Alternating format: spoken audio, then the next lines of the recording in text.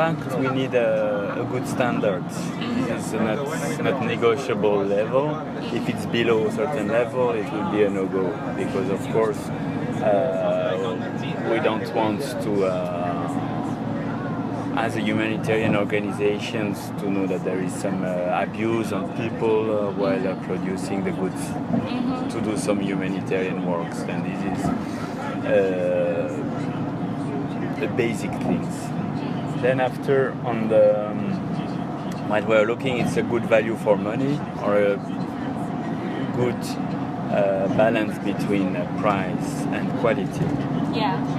Of course, it depends for which country and what would be the usage and so on. But when we install a hand pump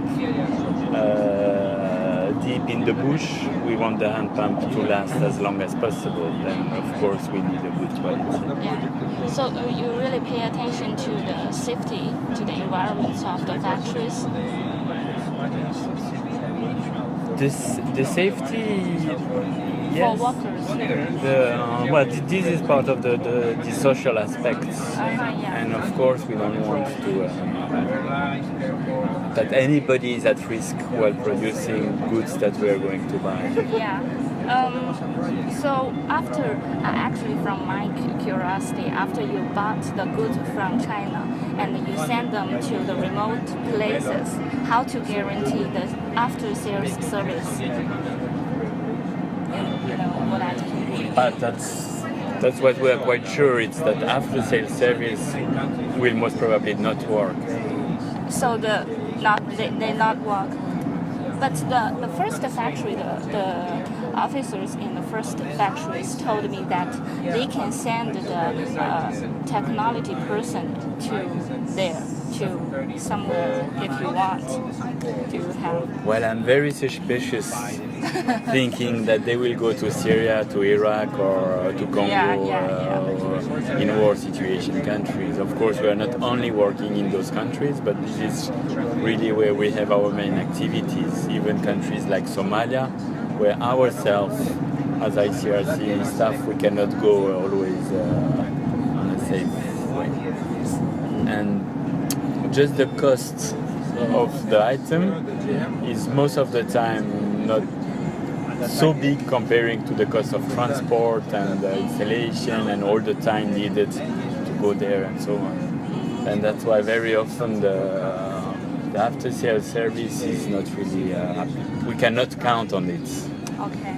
This is why we try to make sure that from the beginning the quality is good, and that the need for after-sales service is as little as possible. But of course we'll try to get as much as possible feedback from the fields to know if the goods were of good quality, and then this helps us to know if we want to go on with the company or not.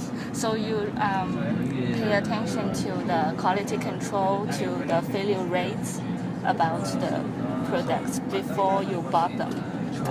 The failure rate is not a problem. Yeah.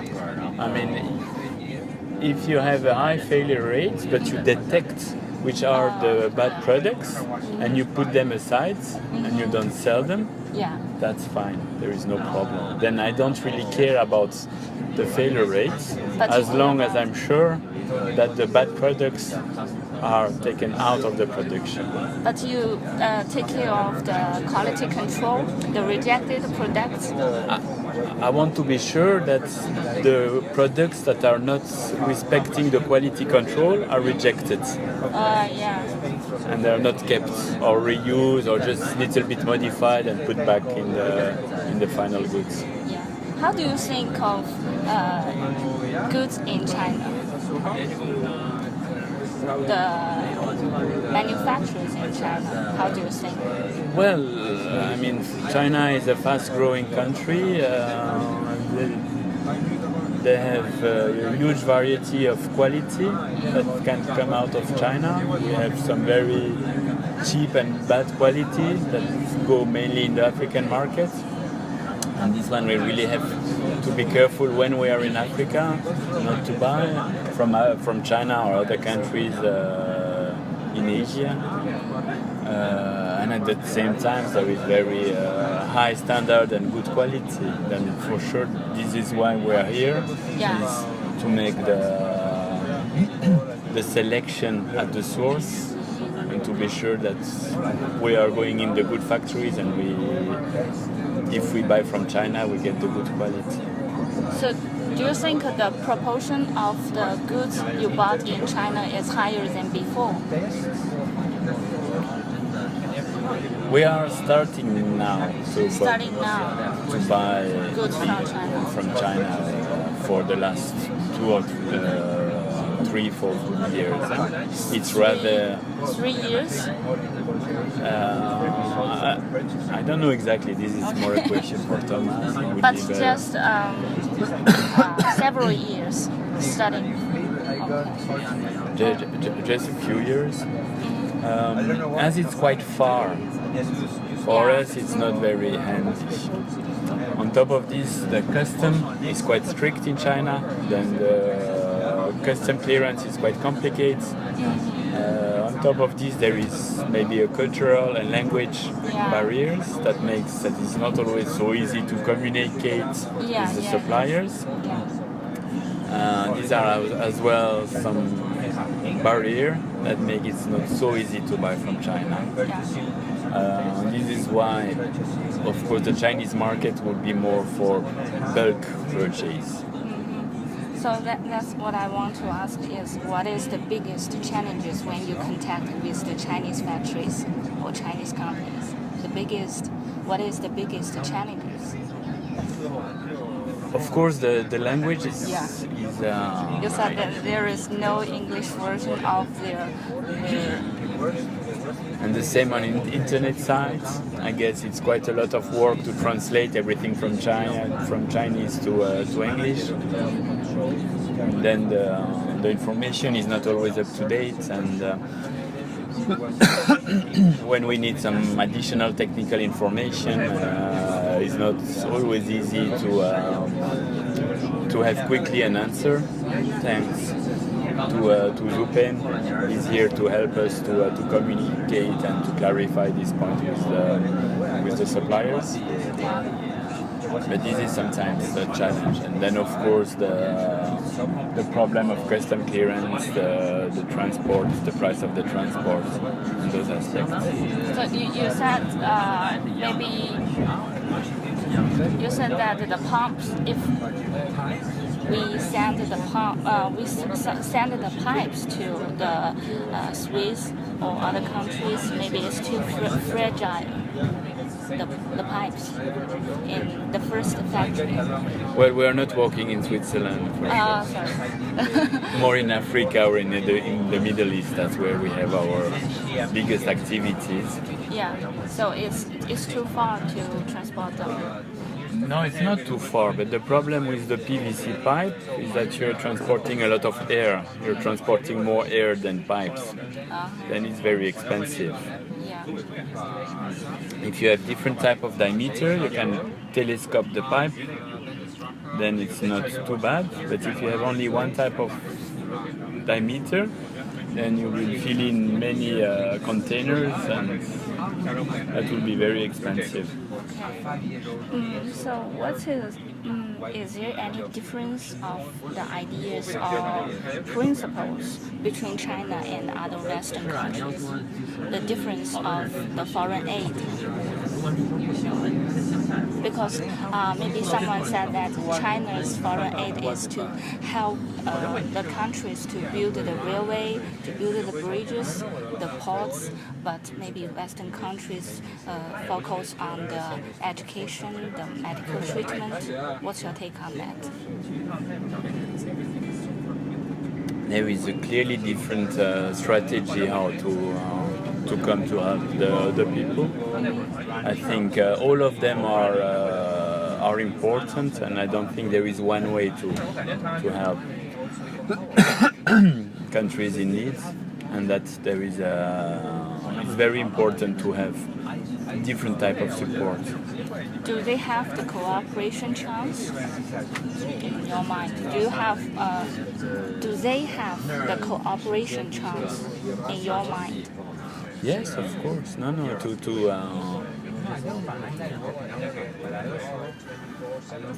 There is a lot of work to be done in those in the war-affected countries and countries affected by violence and developing countries, and there is many things to be done. The non-governmental organization way how to do the things is interesting, but it's not answering to all the needs. And obviously China bringing support in the infrastructure. This is very important, and this helps a lot as well the countries. What would be good would be to have more coordinations between all the actors. And this is sometimes a challenge as well because of the language, because of the understanding, and because of the agenda of the different people. What would be good as well is that some of these non-governmental organizations will be as well financed a bit by China, so that maybe China can as well say how they would like or push this organization to work in a way that is as well in between. And I think that's very important that China support the infrastructure development. It would be very good as well if they are financing some of this organization to put a bit of the Chinese richness on the way how they work. Okay. So what drives you to work in ICRC? Work for the organization? Well, this is just a place where I feel myself fine. I know why I'm working, why I wake up in the morning, and it's always nice. I mean, sometimes you're a bit tired by the administrative work and all those things, but then you see the result at the end, you see the people receiving water, you see the refugees having better conditions, you are able to re-establish sewage treatment plants to avoid epidemic. Then you really know why you wake up in the morning. Yeah, so you know what you did is to help others. Absolutely. You have 5 purchasing centers around the world. 5 centers? More or less. So what's the difference between them? Cover different areas?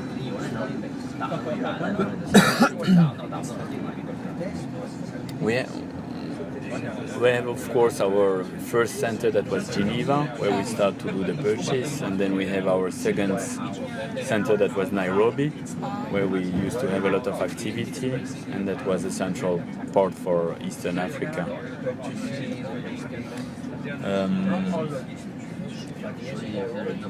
Then afterwards, after the Iraq war, we established a center in Amman as well. That became more and more important with the problem in Yemen and in Syria. Yeah.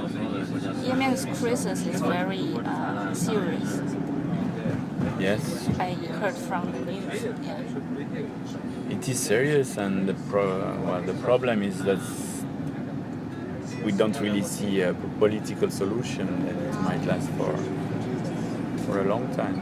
And the situation in the country is really critical, as well in terms of water and resources.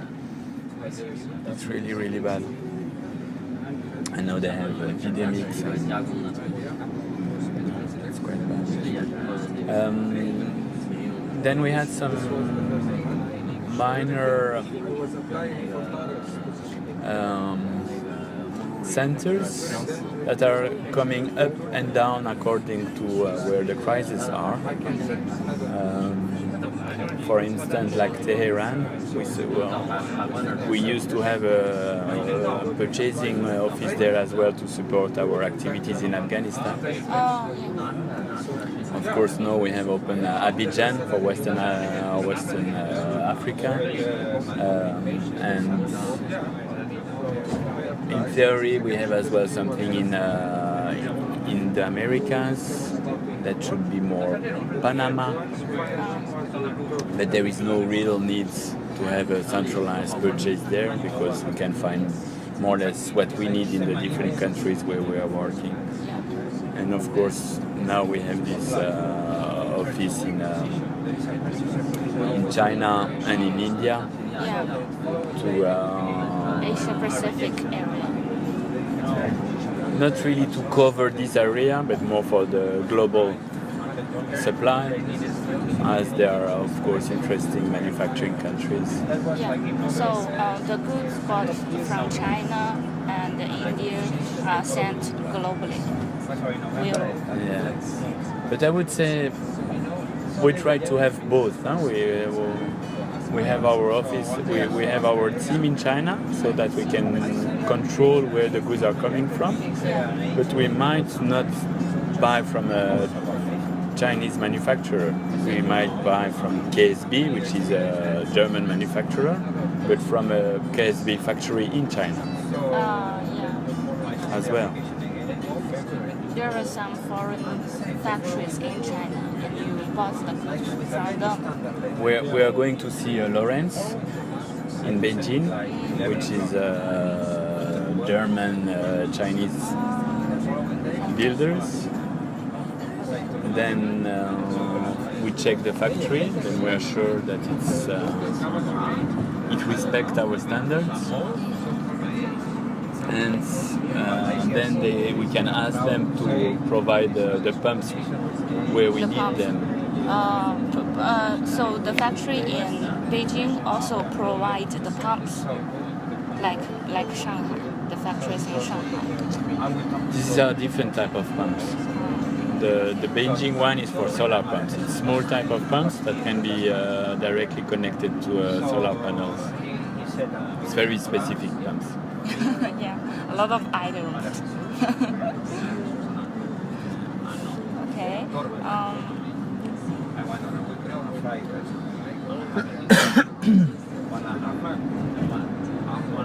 So you told that you started the work from 2000. You have 2 bricks. So what's your work time? Sorry? You started the work from 2000 and you have 2 bricks. 2 brick? 2 brick. Right? So what's the whole work time for you for the ICRC? I've been working 15 years. 15 years? More than 15 years. 10 years in the field and 5 years in the headquarters. 10 years in the field, like where? In Iraq. Iraq or? In Yugoslavia. In Congo. In Afghanistan. In Eritrea. And after I was in Nairobi as regional. I was going in all Eastern African countries, like Rwanda, Burundi, Uganda, Congo, Zimbabwe. You worked a lot of African countries. Yes. After I went to Geneva to be a region responsible for the Water and Habitat Department. And then I had an emergency mission in Kyrgyzstan, in Tunisia for some prizes.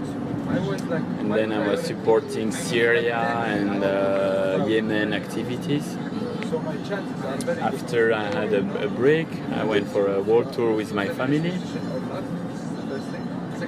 And after I worked 1.5 years in El Salvador, in Central America, on detention activities, on detention programs, support of rehabilitation of the prisons in El Salvador. And now I'm back in Geneva for 1.5 years. So you went to a lot of African countries. What's the biggest challenge for you to do the humanitarian aid in these countries?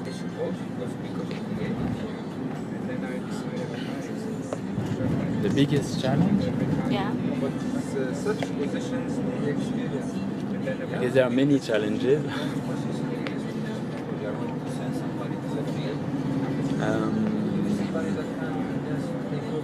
Yeah, good question. So what challenge? I guess it depends a lot on the countries where you're going. Because from one country to the next one, the problematic is different and the people are different. Yeah. And the type of challenges that you will have in Eritrea are very different than the type of challenges that you will have in Congo. So, like in Nigeria, what types of the problems? I've never been in Nigeria. I've been working more in East Africa than East Africa. in Western Africa. And for instance, in Eritrea, they have a lot of problems due to the problem of importation. There is very little access to fuel and petrol. Then the transport is very problematic, and the local authorities don't really want us to work there. Then for us, it's very difficult to access the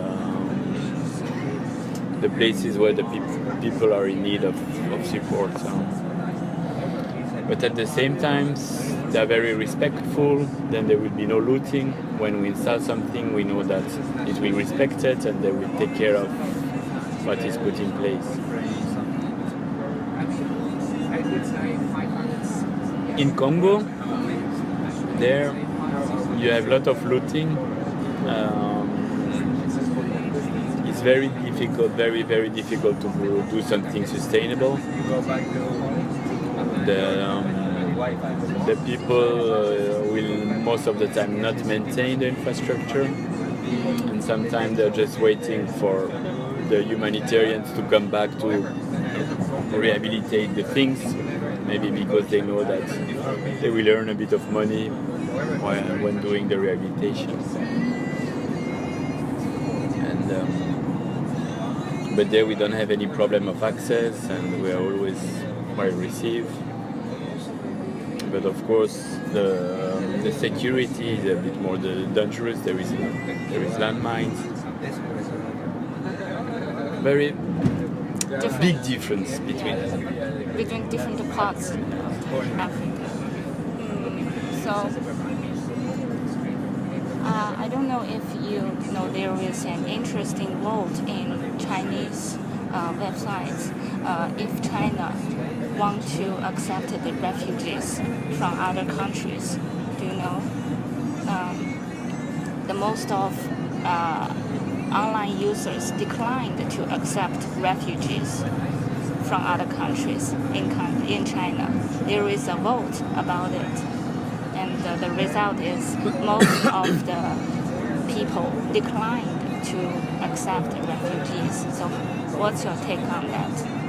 Do you think accepting refugees is the response of every country around the world? Of course, as a humanitarian worker, for us it's not only the work, but it's as well the way how to see the world. We expect the people to be generous and to be willing to help each other. However, the most important thing is not to accept refugees, is to be able to integrate the refugees, and that the refugees are able as well to be integrated.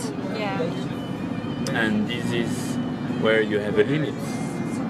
I mean, European countries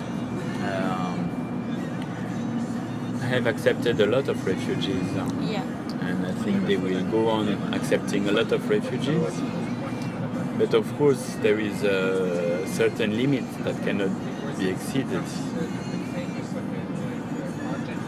And this is why it has to be well balanced. and as well that each country should accept some refugees, because we see that most of the time is where you have the least refugees that the people are the most skeptic about receiving refugees. Yes. And in the places where you have a lot of refugees, the people are more open to receive refugees. Yeah.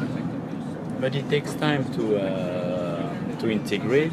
It takes resources as well to be sure that the people are properly integrated, that they can learn the language, they understand the culture, they can find a good job. There are some countries like Germany where they have the problem of aging population. Then of course it was economically interesting for them as well to receive some refugees for a longer term perspective. And obviously at the same time, receiving refugees is obviously not going to solve the problem. The most important thing is as well not receiving and integrating the refugees. It's not the only thing you have to do. At the same time, you have to support the country where they're coming from to solve the problem so that the people can stay in their country. Because of course most of the refugees, they are not refugees because they want just to travel, most of them. It's because they are in a very difficult conditions. And then if we could release the living condition in their country of origin, we will have less refugees. I heard that there is a divide between the Western Europe countries and the Eastern Europe countries. Their attitude for receiving refugees is different. The Western countries like Germany, they welcome the refugees, but the Eastern countries, they don't welcome the refugees or unfriend to the refugees. Maybe there is a divide between the Western and the Eastern. Well, this is as well a political issue, depending if you have a more left government or conservative governments. Of course, if you have a conservative government, they will be less open to receive refugees. And I think today there are some countries like Poland and Hungary that have quite conservative government, and of course they are very skeptic about receiving refugees. Maybe due to the recent history as well, there is some other explanation on that. But I don't think there is such a clear barrier and differences between Eastern and Western European countries. So I think humanitarian crisis is related to the political situation. But ICRC will not interfere with the politics in the war countries or some areas you helped. So this is your principles, right? Mm-hmm. It's not to interfere with the politics. For sure. But if we do not solve the political problems, how to solve maybe the roots of the refugees or the victims or others? We know that if we start to do some political activity, we will not be welcomed anymore in the countries. So that's and why then we won't be able anymore to help the people. Then you have some organization, their work will be to raise up the awareness, to try to solve the political situation. There is some other organization, their role would be to help the people. Okay, you have, for instance, Amnesty International. They have access almost to 0 countries because they are always denouncing. And then they cannot go in the country, but they are doing a very important work as well. They are doing this political aspect. So that's what you did. Just you want to help others, not to interfere with the political issues. Okay. Yeah. Let's think about other questions. Oh yeah, I have a question, but I forgot it.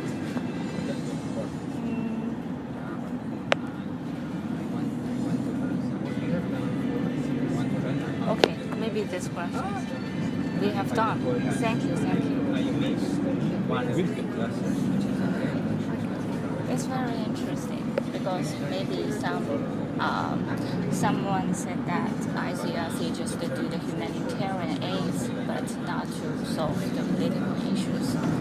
But if you interfere with this, maybe you can't go into this conflict. Oh, I remember that question. I know that some staff in ICRC was killed in some country, in South Sudan, and there are another staff in Afghanistan. Yeah. So when you heard the news, how do you think of the news, or what's happening in your mind to heard the news? Well, it's always with a deep sadness that we learn that some of our colleagues are killed within our humanitarian role. It is clearly a risky work that we are doing. We try really to do it with the highest level of security, but the zero risk never exists. And if we want to help the people, then we have to know that this is the risk that we need to accept. I think we have a good standard of security, and we really try to do our best to work within this safety environment. But accidents happens and will continue to happen, unfortunately. Do you have the cooperation with Chinese government? This one, I know that we have some discussions, but I'm not really aware of all the details. Okay, thank you. Could you write down your name, your full name, and the title, or you have the business card?